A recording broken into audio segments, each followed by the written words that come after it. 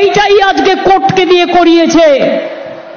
কোর্টের সবাই খারাপ নয়, আমি কোর্টকে সম্মান করি, কিন্তু যে ব্যক্তি এই রায় দিয়েছে যে ওবিসি রিজার্ভেশন থেকে মুসলিমদের বাদ দিতে হবে, আমি তাদের রায় মানি না, আমি মানব না।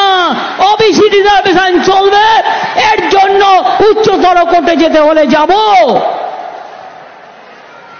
এরা আমায় চেনে না যে আমি মাথা নত করার লোক নই। এইটাই আজকে কোর্টকে দিয়ে করিয়েছে।